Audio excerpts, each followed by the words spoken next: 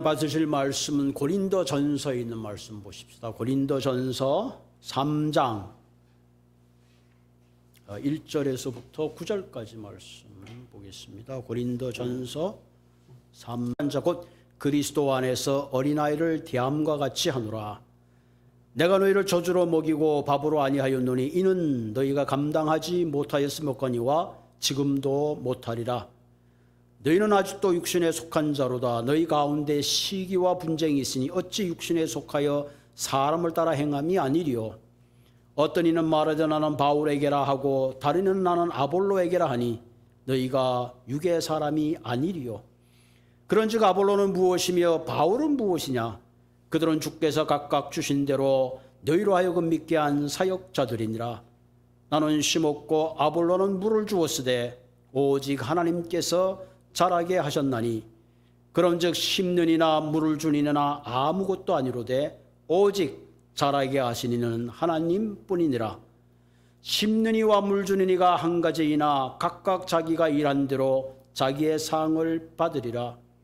우리는 하나님의 동력자들이요 너희는 하나님의 밭이요 하나님의 집이니라. 아멘.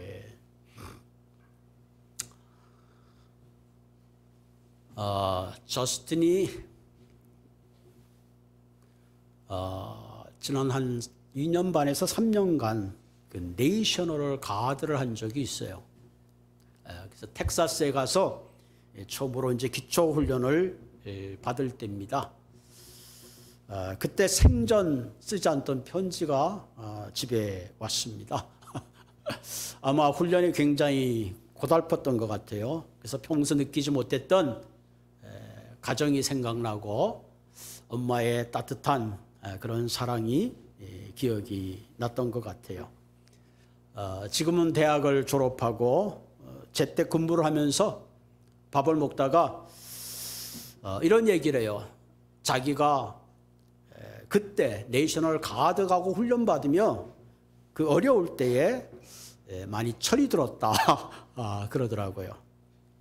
여러분, 우리가 고달픈 훈련을 통해서 우리의 삶이 다듬어지고 만져지고 성숙해지는 것 같아요. 그래서 젊어서 고생은 사서도 하라 뭐 그렇게 하잖아요. 특별히 미국에는 이 군인들이 직업입니다, 사실은. 그래서 많은 그 베네핏이나 혜택들이 있어요.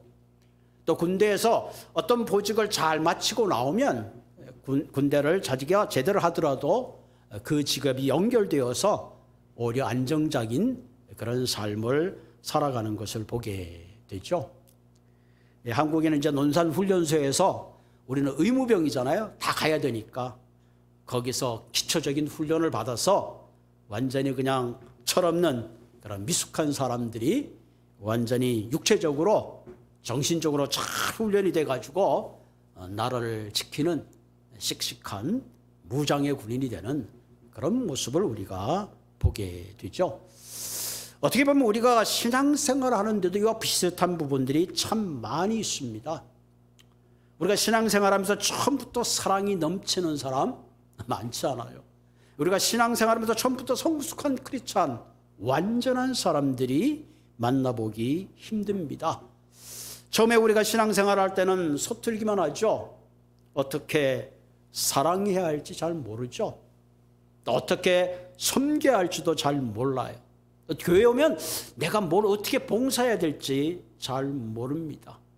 심지어는 어떻게 전도해야 될지. 그러니까 주일날 우리 장로님들, 권사님들, 집사님들 대표 기도를 하잖아요.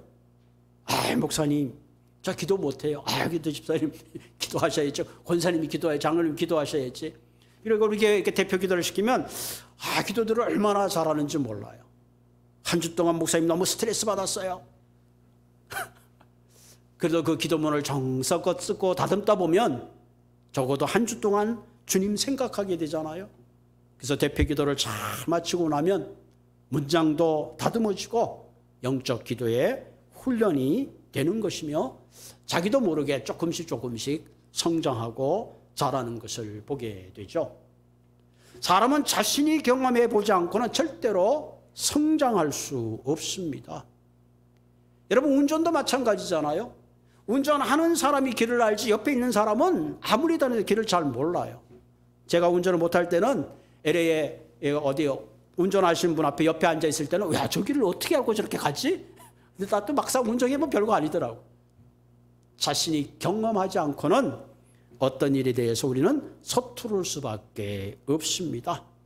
교회 일도 마찬가지예요, 여러분. 교회에서 늘 예배만 사뿐히 드리고 가시는 분들은 늘 사뿐해요. 근데 교회에 와서 이것도 하고 저것도 하고 일을 하다 보면 자꾸 일들이 눈에 띄죠. 아, 이것도 해야 되고 저것도 해야 되고. 그러다 보면 예배 5분 일찍 오다가 10분 일찍 오다가 30분 일찍 오다가 1시간 일찍 오고 이렇게 되는 거예요. 여러분, 예배 드렸는데 우리 이상호 장로님 요즘 이게 유튜브하고 또 한호성 집사님도 같이 도와주시느라고 얼마나 고생하는지 몰라요.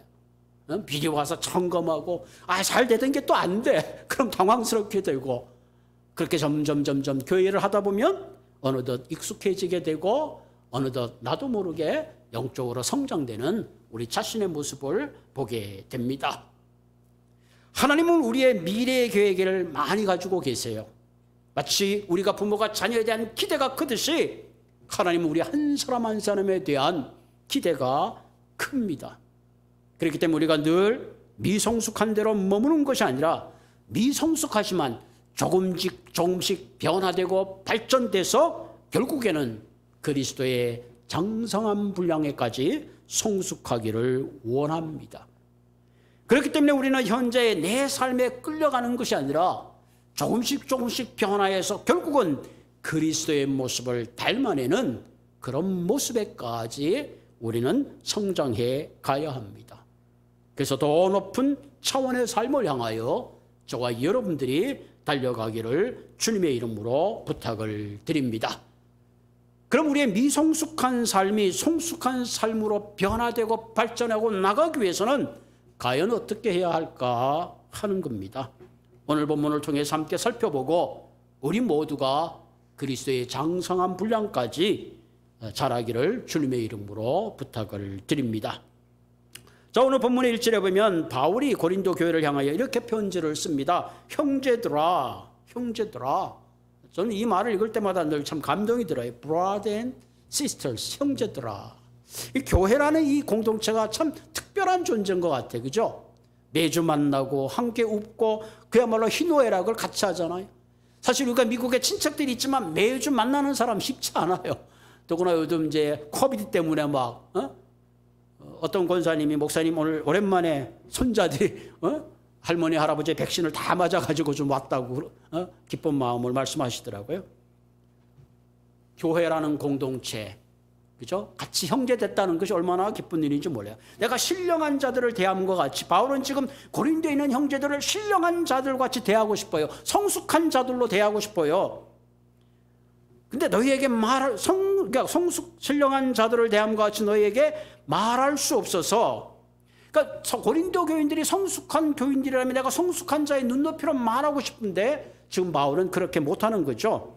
그래서 육신에 속한 자 곧 그리스도 안에서 어린아이를 대함과 같이 하노라. 나는 너희들을 대할 때 어른처럼 대하고 싶은데, 그러니까 어른처럼 뭔가 차원 높은 그런 메시지를 나누고 뭔가 특별한 하나님의 장성한 분량의 그런 좀 얘기를 하고 싶은데 불행하게도 너희들이 그렇게 잘하지 못해서 어쩔 수 없이 어린아이를 대하는 것처럼 대할 수밖에 없다. 그런 바울의 마음을 전하고 있습니다. 오늘 본문에 보면 두 종류의 사람이 나오는데 신령한 가운데 속한 성도가 있고 또 하나는 육신에 속한 성도가 있다 하는 거죠. 이 고린도전서 3장에 나오는 육신에 속한 성도라는 것은 전혀 예수를 믿지 않는 육신에 속한 자를 말하는 것이나 예수를 믿고 구원을 받았어요. 본호교회는 크리스찬입니다. 그런데 여전히 장성하지 못하고 미성숙한 영아의 모습을 가지고 있는 성도를 가리키고 있습니다. 자, 외적인 모습을 보면 성경을 딱 들고 옷도 쫙 멋있게 입고 머리도 희끗희끗하고 어른 같은데 사실은 여전히 자신의 성질을 따라 감정을 따라 살아가는 처신하는 그런 철부지 교인을 말하는 거죠. 그래서 바울은 신령한 자들을 향하여 눈높이를 따라 그들에게 귀한 말씀을 전하고 싶고 함께 나누고 싶은데 사실 그렇게 하지 못하는 안타까운 심정을 이야기하고 있습니다. 그런 의미에서 그 당시 고린도 교회는 이런 신령한 성도와 혹은 육에 속한 성도가 있다면 과연 어디에 속한 성도가 많았겠는가? 우리가 고린도전서를 쭉 읽어보면 신령한 성도보다는 여전히 미성숙한 성도가 많았음을 우리가 본문을 통해서 짐작할 수 있습니다. 그래서 서로 사랑해야 되는데 때로는 상처를 주기도 하고, 서로 세워줘야 되는데 사실은 서로 넘어지게 하고, 때로는 시험에 들기도 하는 일들이 발생했습니다. 자, 그렇다면 오늘 이 시대를 살아가는 우리는 과연 그때 살았던 그 성도들보다 다른가 하는 겁니다. 오늘 이 시간에 저와 여러분들, 오늘 우리 옥슨하드 교회는 과연 미성숙한 육에 속한 크리스찬이 많은가, 아니면 신령한 성도가 많을까요? 아마 여러분들이 한번 질문해 보시고 답하시기 바랍니다. 겉으로 볼 때 우리가 신앙생활을 잘하는 것 같지만은 가만히 속을 들여다보면 여전히 세속적인 삶에 묶여서 살 때가 참 많이 있습니다. 우리가 그리스도를 닮는 거룩한 삶을 살아야 된다고 말하지만 사실은 거룩과는 거리가 먼 일상적인 삶을 살아가는 우리 자신의 모습들을 발견하게 되죠. 사랑을 말하지만 사실은 내중심적이고 이기적인 삶의 습관을 버리지 못한 채로 미성숙한 모습으로 살아가는 우리 자신의 모습을 보고 있습니다. 예수님이 이런 우리의 삶이 변화되고 성장하기를 원하신다는 사실입니다. 그래서 진정한 차원 높은 풍성한 삶을 누리기를 원하십니다. 그럼 어떻게 할 때에 우리가 육에 속한 사람이 영에 속한 사람으로, 미성숙했던 사람이 성숙한 사람으로 성장해 나갈 수 있는가 하는 겁니다. 오늘 본문을 통해서 세 가지를 살펴보고자 합니다. 오늘 설교 제목이 재미있어요. 밥 먹는 성도, 밥 잘 먹는 성도. 첫째는 잘 먹어야 돼요. 잘 먹어야 돼. 여러분, 어린아이가 성장하기 위해서는 잘 먹어야 되죠. 야채도 먹고 콩도 먹고 고기도 먹고 두부도 먹고 골고루 먹어야 되는데, 이 어릴 때는 편식하는 아이들이 있잖아요. 멸치를 골라낸다든가, 그러면 그 어머니들이냐 골고루 먹이려고 애를 써가지고 아이들보다 좀 머리가 좋은 어머니는 그냥 멸치를 갈아가지고 집어넣어가지고 있는지 없는지 먹여가지고 아이가 잘 자라게 하는 그런 것들 우리가 보게 되죠. 잘 먹는 아이들이 균형 있게 잘 자랍니다. 그리고 본문이 이전에 뭐라 그랬어요? 내가 너희를 저주로 먹이고 밥으로 아니하였느니 이는 너희가 감당하지 못하였으며거니와 지금도 못하리라. 내가 너희들에게 밥을 주고 싶은데 밥을 소화를 잘 못해서 어쩔 수 없이 내가 너희를 젖을 먹이고 있다 하는 겁니다. 여러분, 여기서 젖이라는 것은 일반적으로 우리가 알듯이 어린 아이들, 특별히 그 유아기에 있는 아이들이 젖을 먹잖아요. 그러다 조금 있으면 이유식을 먹고, 조금 있으면 이제 죽을 먹고, 조금 있다가 밥을 먹고, 조금 있다가는 막 갈비도 먹고 나중에 더 딱딱한 것도 먹는, 그렇게 성장한 단계로 가죠. 그 옛날 부모님들은 아이가 음식을 잘 삼키지 못할 때 그냥 딱딱한 음식을 씹어서 주곤 했죠. 아마 지금은 즐겁더라 할 거야. 아마 우리 자녀들이 왔는데 할머니가 뭐 밥을 씹어서 애에게 줬다 그랬다고는 이제 두 번 다시 안 나타날지도 몰라. 딱딱한 걸 씹질 못하니까 부모가 씹어서 줬던 그런 기억도 있습니다.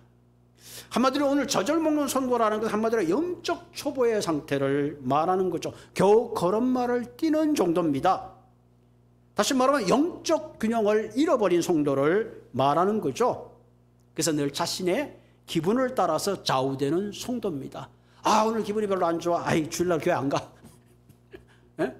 자신의 기분에 따라 오늘 뭐 좀 기도를 해야 되는데 좀 열받아서 기도 못 하겠어. 자신의 어떤 감정과 기분에 따라 신앙생활의 패턴을 바꿔가는 거죠. 얼마 전 우리 서경조 권사님 귀한 손녀를 봤는데 10파운드로 태어났대요. 굉장히 건강하게 태어났죠. 우리 아이들은 미성숙아로 태어나서 4파운드, 5파운드 합쳐봐야 9파운드야. 처음에 태어나는데 무슨 번데기 같아. 나 굉장히 기대를 했거든요. 아, 우리 아이가 태어나면 굉장히 멋있을 거야. 아, 굉장히 기대를 했는데 막 우울쭈글한 게 처음에는 그랬어요. 그 인큐베이터에 있다가 한 5개월인가 6개월 그 이상 있다가 이제 둘 다 나왔죠. 그러다 보니까 아이들이 이 속에 내장 같은 게 제대로 잘 완성이 되질 않아서 우유를 먹고 나면 그걸 그냥 잘 이렇게 배출하고 그런 것 때문에 굉장히 힘들어했어요. 그러다 아이들이 조금 자라면서 다행히 지금은 건강해서 잘 자라서 얼마나 감사한 뭐 이거 모두 하나님의 은혜죠. 그 아이들이 미숙하다 보니까 걷는 게 좀 늦었어요. 다른 아이들보다. 그래서 걸을 때 막 두 손을 들고 막 이렇게 간신히 무슨 펭귄처럼 걸었어. 그러다 균형을 잃어버리면 그냥 자빠지고 그랬던 기억이 납니다. 여러분 지금 우리가 지금 바울이 말하는 정먹는 신앙생활이라는 게 마치 그런 거예요. 신앙의 균형을 잡고 잘 가야 되는데 어떨 때는 넘어지고 쓰러지고 조그만 일만 있으면 원망하고 다른 사람을 탓하는 그런 우리들의 모습을 지금 말하고 있습니다. 보통 아이들은 음식을 먹을 때에 좀 달달한 거 입에 맞는 걸 좋아하잖아요. 그 아이들이 좋아하는 게 뭐예요? 예? 초콜릿, 사탕. 옛날에는 그 참 먹는 게 귀했어요. 이 사탕도 또 말도 좀 이상해요. 눈깔 사탕, 예? 눈깔 사탕, 허연 거 있어요. 그것도 먹는 게 힘들었어. 우리가 지금 생각하면 참 용됐어요, 그죠? 옛날에 껌도 벽에 붙였다가 띄어서 먹었잖아요. 저만 그랬나요? 예? 그렇게 어려운 시절이 있었어요. 그러니까 아이들은 그냥 밀크도 그냥 밀크 좋아하는 게 아니야. 스트로베리 밀크, 초콜릿 밀크, 바나나 밀크를 좋아합니다. 그 아이들이 그대로 놔두면 어떻게 돼요? 나중에는 이빨이 다 썩고 심지어는 요즘 그 굉장히 힘든 게 유아기 당뇨들이 심한 그 이유가 뭐냐? 음식을 함부로. 지금 미국 음식들이 너무 달아요. 그래서 다들 그 뭐죠? 혈압약, 다이비리 다 그게 음식 때문에 오는 거예요. 그 요즘 콜라도 막 그 여러분 코카콜라 굉장히 맛있었는데 맛이 조금 떨어졌어요. 왜 그런가 했더니 설탕을 좀 줄였어요. 그래서 학교마다 그 청양 음료들 그 머신들을 다 치우고 그 오랜 세월 동안 그렇게 그냥 단 걸 먹다 보니까 나중에 어린이 돼가지고 비만이 생기고 약값 들고 그게 얼마나 건강을 해치고 국가적인 손해인지 모르는 거죠. 이처럼 이 젖을 먹는 신앙이라는 것은 한마디로 자기 입에 맞는 걸 골라 먹는 거죠. 그래서 내가 듣고 싶은 설교만을 좋아하는 경우가 있어요. 여러분 특별히 이민 생활하다 보면 하루하루가 얼마나 힘들고 고난한지 몰라요. 어떻게 보면 지난번에 우리가 코비드-19를 겪으면서 아마 일선에 있는 많은 비즈니스 하시는 분들은 이렇게 힘들고 어려웠을 때가 없었을 겁니다. 그래서 저도 강단에서 많은 위로와 격려의 말을 나눴어요. 또 축복의 말, 성공의 말, 하나님이 함께 하신다. 형통의 그런 내용들을 많이 메시지를 전했습니다. 또 그런 하나님의 메시지를 듣고 우리의 영혼에 쉼을 얻고 치유를 받습니다. 그러나 때로는 우리가 뭐죠? 몸에 좋은 약이 입에 쓰듯이 때로는 책망의 말씀, 경고의 말씀도 들을 수 있어야 합니다. 우리가 자녀들을 칭찬만 해가지고는 자녀들이 바로 자랄 수 없어요. 옛날에 어른들이 그랬잖아요. 자식은 속으로만 좋아해야 된다. 요즘은 너무 겉으로 좋아해가지고 아이들이 늘 받는 것만 좋아하고 칭찬에 익숙해 있다 보니까 조금만 책망하고 조금만 어려움이 있어도 그걸 견디지 못하는 그런 경우를 우리가 종종 보게 되죠. 때로는 우리를 성장하게 하는 그런 말씀, 뼈아픈 말씀, 책망의 말씀 들을 수 있어야 돼요. 그럴 때 우리는 어려움이고 시험이 찾아올 때에 그것을 능히 이길 수가 있습니다. 영적인 말씀도 골고루 섭취해야 하는 겁니다. 어떤 경우는 설교 말씀을 듣고 목사님 나 시험에 들었어요. 시험에 들었으면 설교 잘 들은 거예요. 하나님이 나를 향하여 이런 책망의 말씀을 하는구나. 내가 돌아봐야 되는 거죠. 히브리서 5장 12절에 이런 말씀이 있어요. 때가 오래되었으므로 너희가 마땅히 선생이 되었을 터인데 단단한 음식은 먹지 못하고 젖이나 먹어야 할 자가 되었도다. 때가 오래되었으므로. 이 말을 읽으면서 저도 좀 하나님 앞에 미안해서 때가 오래되었으므로. 이제 뭐가 돼야 된다고요? 선생이 되고 단단한 음식을 먹어서 세워주는 세워주는 자가 되어야 되고 일으켜줘야 되는 자가 되어야 되는데 그렇지 못하잖아요. 단단한 음식을 먹지 못하고 여전히 젖이나 먹는 자가 되었도다. 그러면서 13절에 뭐라 그러면 젖을 먹는 자마다 어린아이니 의의 말씀을 경험하지 못했다. 지금 신앙생활은 좀 오래되었는데 여전히 너희들은 유아적인 단계에 머물러 있음을 이야기하고 있습니다. 여러분, 히브리서는 유대인 크리스천들에게 전하는 그런 메시지죠. 그들이 때가 오래되어 이제는 선생이 되어서 믿음 가운데 성숙한 가운데 서 있어야 되는데 막상 그들에게 로마의 박해가 있고 어떤 그들의 삶에 환난이 찾아오니까 그냥 다 주저앉고 무너져버리고 말았습니다. 그 이유를 바울은 이렇게 말하는 거죠. 마땅히 선생이 되어 모든 환난과 고난 가운데서도 믿음으로 전진해야 되는데 그러지 못하고 너희들이 쓰러진 이유는 여전히 젖을 먹는 유아기에 있었기 때문에 그렇다고 지적하고 있습니다. 사랑하는 성도 여러분, 여러분들의 신앙생활의 연륜을 가만히 생각해 보십시오. 5년을 믿고 10년을 믿고 20년을 믿고 30년을 믿고 이제 어떻게 보면 우리의 신앙의 연수가 점점 올라가면 올라갈수록 뭔가가 성숙돼야 되는데 그렇지 못하다면 오늘 이 시간에 우리 자신을 다시 한번 하나님 앞에 내어놓는 그런 시간이 되시기를 바랍니다. 여러분 지금 다 이렇게 마스크를 끼고 계시는데 제가 여기 딱 섰는데 전부 다 젖병을 하나씩 물고 있다고 생각해 보세요. 얼마나 기가 막히겠어요. 어린아이들이 젖병을 물고 있는 건 참 이뻐요. 만약에 제가 여기 젖병을 물고 있다고 생각해 보세요. 딱 하나입니다. 정신이 문제가 있는 거죠. 우리가 처음에는 쉬운 말로 말씀을 듣고 처음에는 이렇게 저렇게 모든 것들이 용서되지만 그러나 어른이 되면 더 책임이 강해지는 겁니다.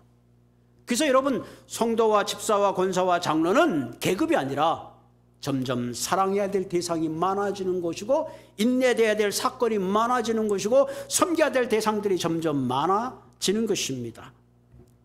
저 오늘 본문에 보면 이 밥에 해당하는 말이 있죠. 밥. 이 밥이 오늘 저 대신 내가 밥을 주고 싶은데 밥을 못 먹였다. 이 밥이란 말은 브로마라는 그릭 말입니다. 여기서 우리가 우리나라 말로는 이 밥이라고 번역되어 있지만 원래 이 브로마라는 원래 그 뜻은 미트, 고기입니다. 성인이 먹는 단단한 음식을 가리키는 거죠. 한마디로 어떤 단단한 음식을 먹더라도 그것을 소화해내는 성숙한 그리스도를 말하는 거죠.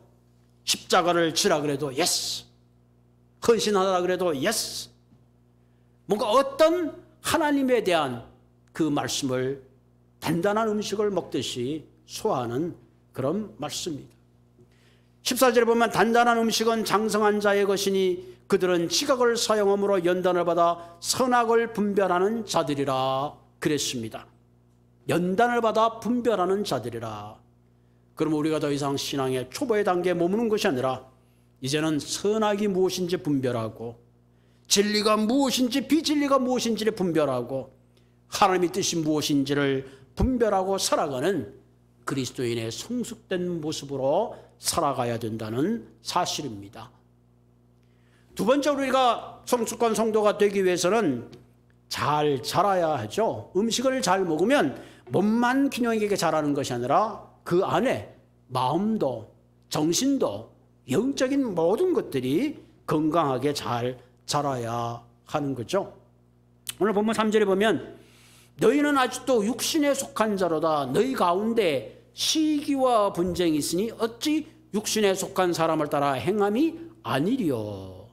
너희들이 육신에 속한 자의 증거가 뭐냐? 여전히 시기와 분쟁 가운데 있다 하는 거죠. 지금 바울은 그들의 외적인 상태를 조명함과 동시에 이제는 그들의 내면적인 상태를 지적하고 있습니다. 이제 단단한 음식을 먹으면 달라져야 되는데 여전히 미숙한 가운데 너희들은 시기와 분쟁이 있고 질투가 있다 하는 거지만, 여러분, 시기와 질투는 늘 함께 가는 거죠. 다른 사람이 잘 되는 것들을 보지 못합니다. 그 이유가 뭘까요? 내 안에 자아가 강하기 때문에 그렇습니다.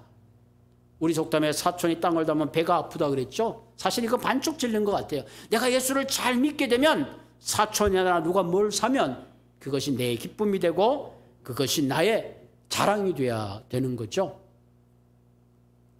마음이 성숙하지 못해서 결국은 관계가 깨어지고, 때로는 자신의 지나친 이기심 때문에 내 편과 저 편을 가르는 거죠.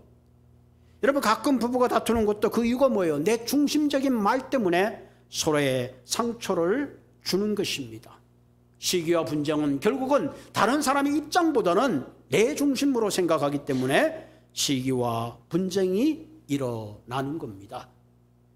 이런 우리들의 마음 속에 있는 육신에 속한 마음은 내가 노력하고 어떤 그 애를 쓴다고 변화되는 게 아니에요.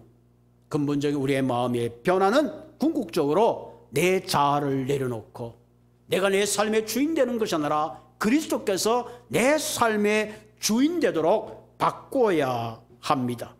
한마디로 내가 나를 다스리는 것이 아니라 주님이 나를 다스리고 지배하도록 해야 되는 거죠. 그래서 우리는 날마다 성령님의 도우심을 구하는 이유가 거기에 있습니다.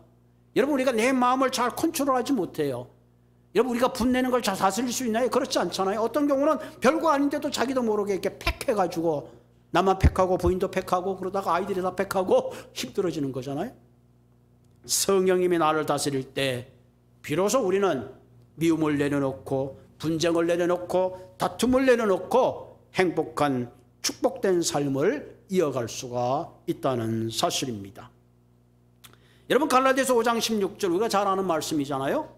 내가 이르는 너희는 성령을 따라 행하라. 그리하면 육체의 욕심을 이루지 않는다. 성령을 따라 행하면 육체의 욕심을 이루지 않는다. 여기서 말하는 육체의 욕심을 따라 이루는 열매들에 대해서 19절에 나와 있습니다.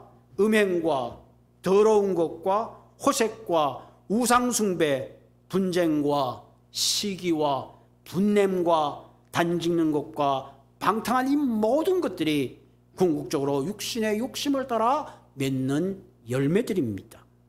그러나 우리가 성령의 소욕을 따라 살면, 성령의 인도하심을 따라 살면 일어나는 열매들이 다른 거예요.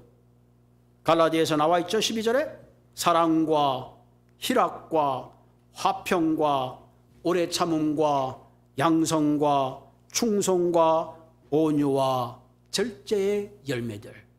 우리 한번 생각해 봅시다. 내가 좀 육체를 따라 살아가는지 아니면 성령의 열매를 따라 살아가는지, 그것은 우리의 삶의 이런 열매들을 통해서 얼마든지 우리가 분별하고 판단할 수가 있습니다.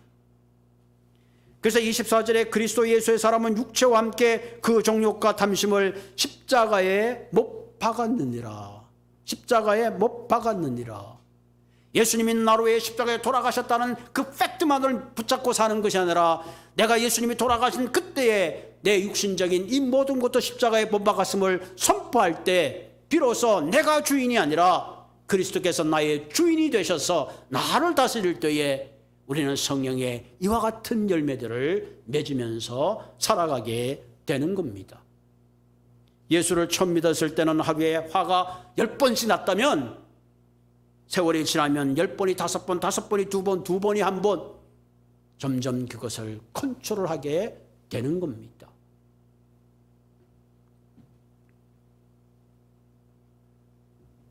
그러므로 성령님이 내 마음을 장악하도록 성령님의 기름 부음을 위해서 매일매일 기도할 때에 어떤 우리는 내 마음의 분노가 사라지고 온갖 탐심들을 내려놓는 그런 모습들을 발견하게 됩니다.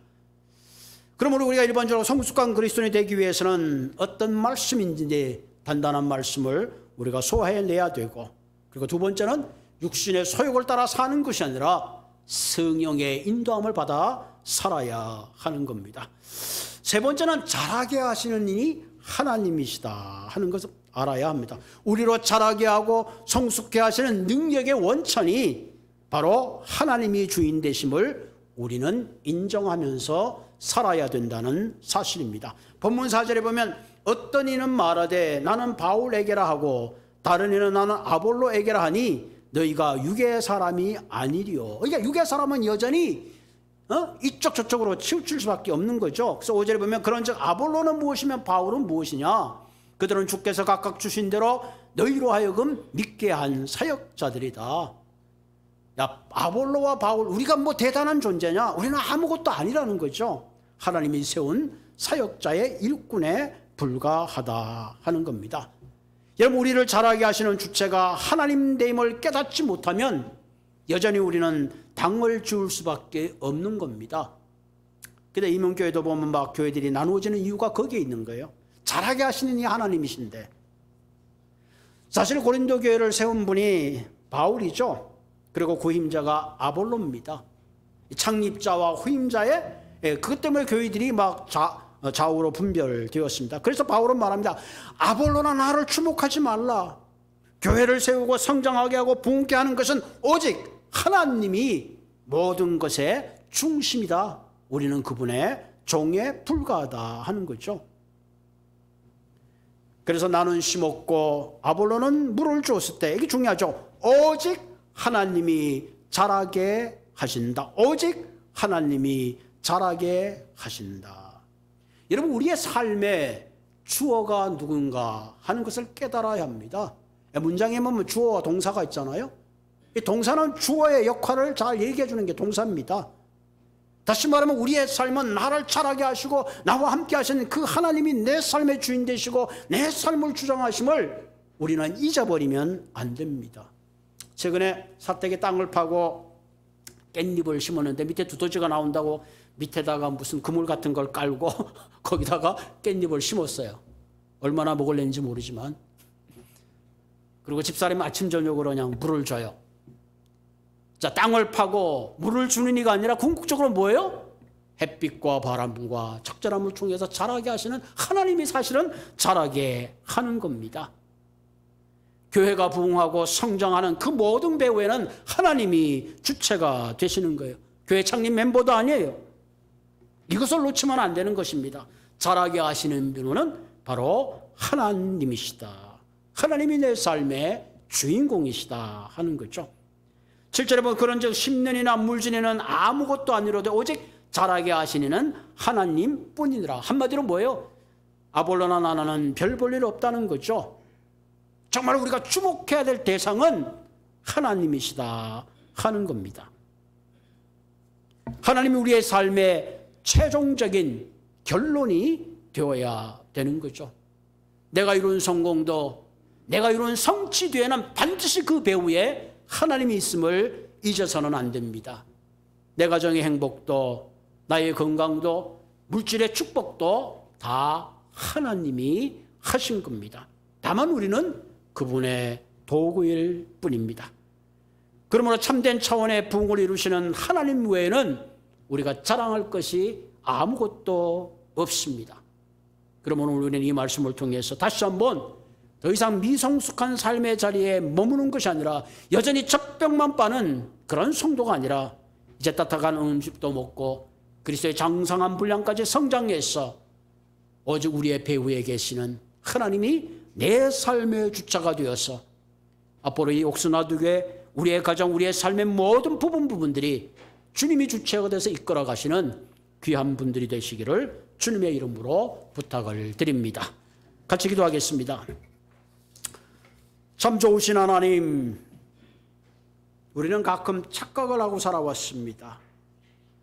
내가 내 삶을 여기까지 이끌어왔고 내가 내 삶의 행복을 이루었다고 생각하지만 사실은 하나님이 다 자라게 하시고 하나님이 여기까지 인도하시고 여기까지 이루신 그 하나님, 다시 한번 주님께 감사와 영광을 드립니다. 이제 하나님 우리의 신앙의 여정 가운데 돌아보게 합니다. 여전히 미성숙한 가운데서 여전히 분냄과 당진공과 이기심으로 살아가는 그런 삶의 자리를 내려놓게 하시고 이제는 진정 성령님의 도움을 통해서 정말로 내 안에 그리스도의 사랑과 충성과 절제와 온유와 양성과 모든 그리스도의 아름다운 열매를 통해서 주님께 영광 돌리는 아름다운 삶이 되게 하여 주시옵소서. 자비하신 하나님, 이곳에 옥순하다는 제단을 세우셨사오니 하나님, 이 제단을 통해서 우리 한 사람 한 사람이 다시 훈련받고 성숙한 자로 이 땅에 하나님 나라를 이루어가는 위대한 비전을 함께 이루어가는 주님의 사역자가 되게 하시고 모든 주님의 종들이 되게 하여 주시옵소서. 나사렛 예수님의 이름으로 감사하며 기도드리옵나이다. 아멘. 우리 찬송가 539장 찬양하시면서 주님께 귀한 예물을 드리도록 하겠습니다. 539장.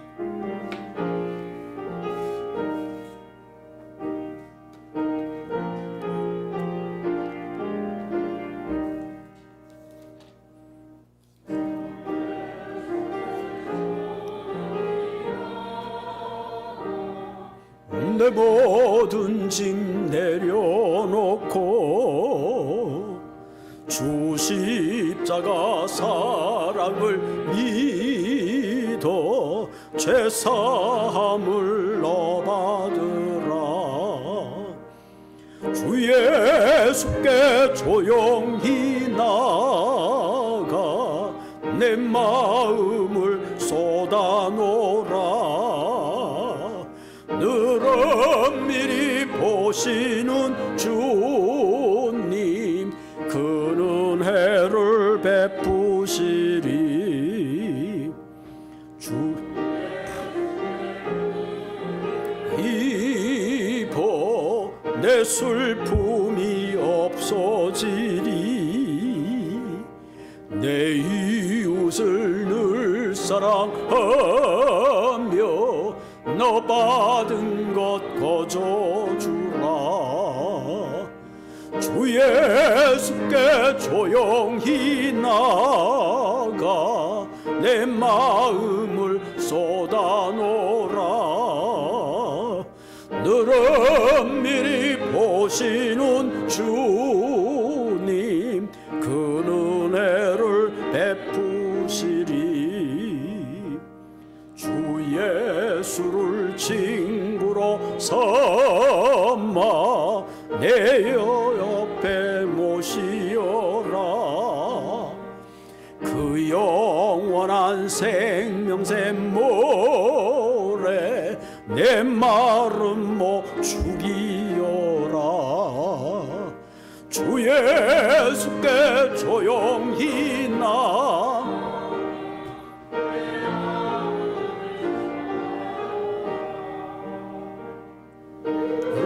엄밀히 보시는 눈이 은혜를 베푸시리. 너 주님과 사귀어 살면 새 생명이 넘치리라. 주 예수를 찾는 이 앞에 참맑은 빛 비추어라. 주 예수께 조용히 나가 내 마음을 쏟아놓으라. 늘 엄밀히 보시는 주님, 그 은혜를 베푸시리.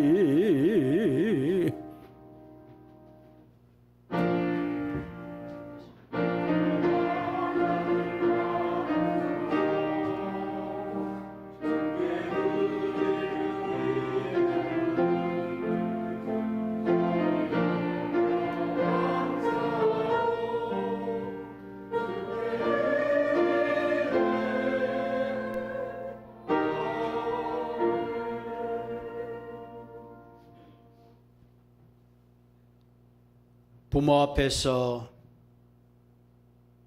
두 손을 들고 걸어가는 어린아이의 뒷모습을 지켜보는 부모의 마음처럼 오늘도 하나님 우리의 삶을 지켜보시며 때로는 넘어지고 때로는 자빠질 때마다 일으켜주시고 붙드시는 하나님, 지난 한 주간도 우리의 삶 가운데 주님이 큰 버팀목이 되시고 인도하심이 되시며 때로는 우리의 빈 구멍을 채우시고 우리의 눈물을 닦으시며 우리의 필요를 채워주신 하나님 참으로 감사를 드립니다.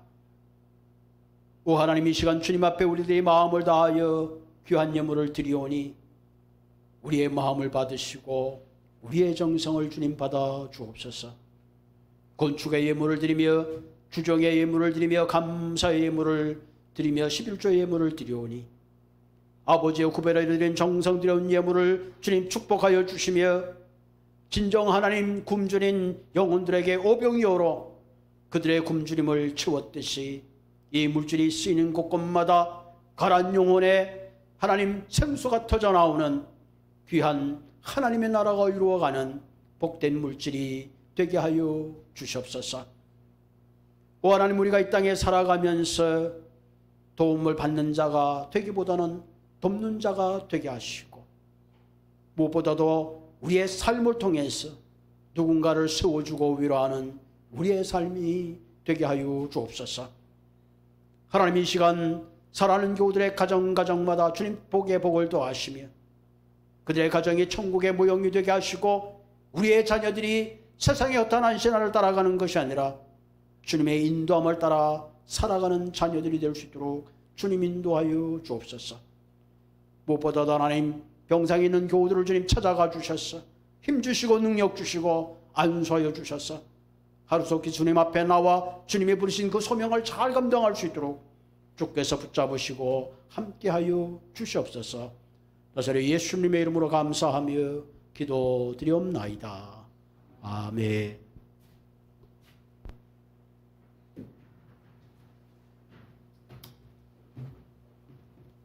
오늘 예배 오신 모든 분들 주님의 이름으로 환영합니다. 이제 조금씩 우리가 영적인 느슨했던 마음을 다잡을 때가 된 것 같습니다. 무엇보다 우리 사랑하셔서 고난주간에 나를 위해 십자가에 돌아가신 그분을 생각하면서 4월 4일 부활주일에는 우리 모두가 다시 하나님 앞에 새로운 각오로 예배드릴 수 있는 그런 멋진 주일이 되기를 바랍니다.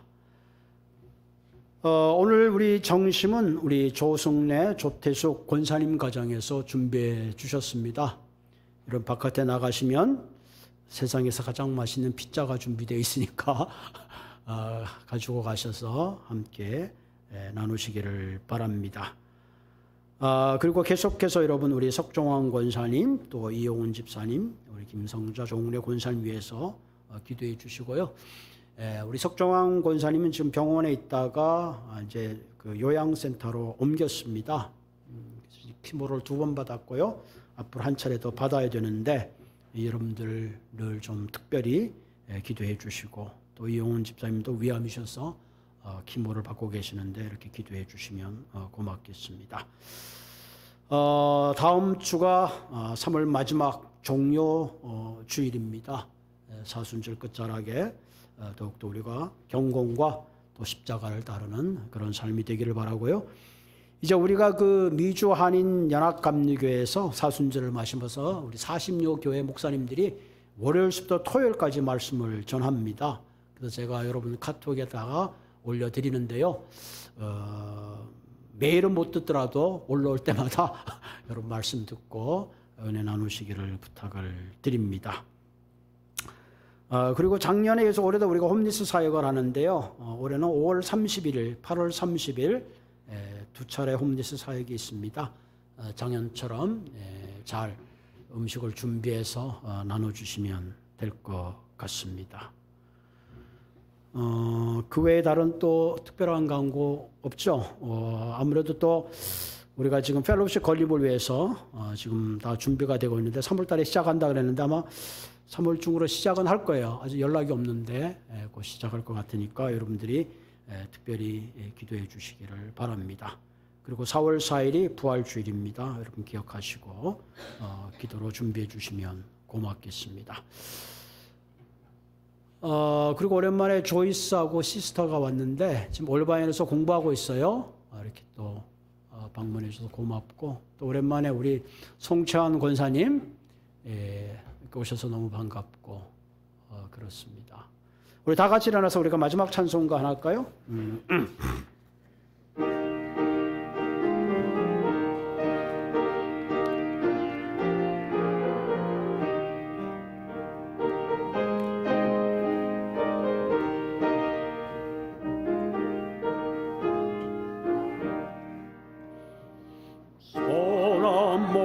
되신 우리 주 항상 인도하시고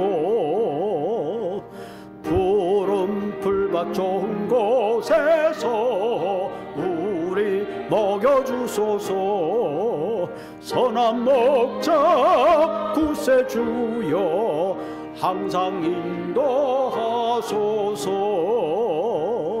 목자 구세주여 항상 인도하소서. 양의 무리 되신 예수여 우리 영접하시고 길을 잃은 양의 무리를 항상 인도하소서.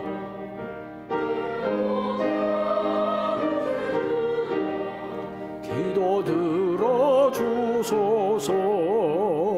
선한 목자 구세주여 기도 들어주소서. 흠이 맞고 약한 우리를 용납하여 주시고 주의 크신 사랑과 은혜로 자유 얻게 하셨네. 선한 목자 구세주여 지금 나아갑니다. 선한 목자 구세주여 지금 나아갑니다. 일찍 주의 뜻을 따라서 살게 하시고 주의 크신 사랑 베푸사 따라가게 하소서. 선한 목자 구세주여 항상 인도하소서. 선한 목자 구세주여 항상 인도하소서.